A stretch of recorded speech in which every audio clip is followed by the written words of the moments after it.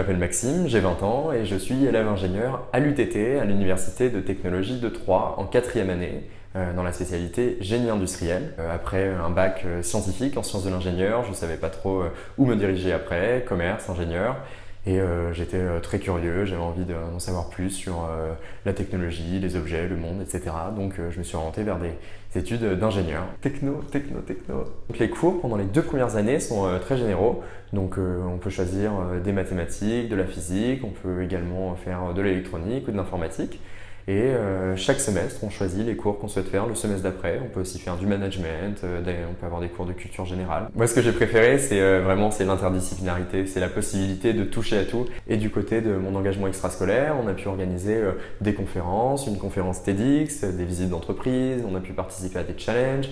Je me suis aussi beaucoup engagé pour développer la formation, la vie universitaire à l'UTT, donc en tant que représentant étudiant, en tant que délégué. Pareil, au niveau national, je me suis engagé au Bureau national des élèves ingénieurs pour porter ces thématiques, l'innovation, les transformations pédagogiques. Et aujourd'hui, je trouve ça hyper enrichissant parce que donc voilà, je suis encore étudiant et j'ai la possibilité de contribuer à des projets qui me tiennent à cœur et des projets hyper formateurs pour la suite.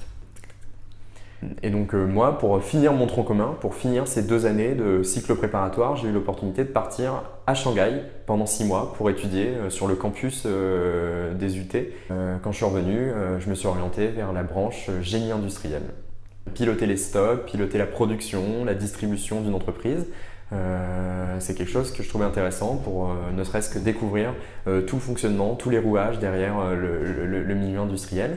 Le numérique, c'est pas le cœur de métier, mais au travers de mes cours, de mes projets, je me suis rendu compte que vraiment le numérique était omniprésent. Donc l'avantage, c'est que ce soit au travers des projets scolaires qu'on peut faire dans les cours ou que ce soit au travers de mes engagements extrascolaires, il y a une réelle proximité avec les entreprises. Et donc ça, c'est vraiment un atout et c'est vraiment hyper stimulant parce qu'on n'est pas obligé d'attendre d'être diplômé pour contribuer sur des projets concrets. Donc aujourd'hui, en stage, j'ai décidé de m'orienter vers le luxe. C'est mon premier stage en fait de 6 mois à l'UTT pour découvrir un peu le milieu industriel et ses spécificités. Mon job, globalement, ça va être de faire en sorte que les boutiques partout dans le monde aient le niveau de stock suffisant. C'est-à-dire qu'elles ne soient pas en rupture, que les clients soient toujours satisfaits parce qu'ils trouvent les nouveautés en boutique. Et pour faire ça, on utilise un logiciel, on utilise des tableurs, des bases de données, donc tout repose sur le numérique en fait. Alors aujourd'hui, je ne sais pas très bien ce que je veux faire après. Est-ce que je veux travailler dans une grande entreprise? Est-ce que je veux monter ma start-up? Est-ce que je veux travailler dans une ONG, dans le public? Je ne sais pas très bien. Peut-être l'entrepreneuriat au travers des différents projets que j'ai faits. Depuis décembre, on participe à un challenge de start-up. Donc on a monté un business plan autour d'une idée, d'un concept. Et c'était hyper intéressant. Donc aujourd'hui, je ne sais pas si je vais poursuivre avec ce projet-là, mais en tout cas, c'est possible que par la suite, je monte ma propre entreprise.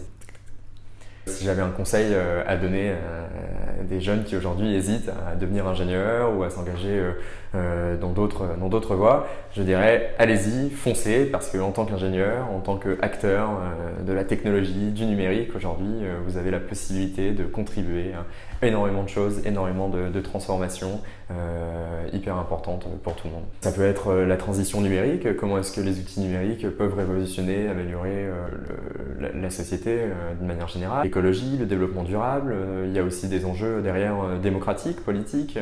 Il y a énormément de mutations, de transformations sur tous les plans et je trouve ça fascinant et il y a énormément de possibilités aujourd'hui pour nous en tant qu'ingénieurs pour contribuer et puis être acteurs de toutes ces transformations.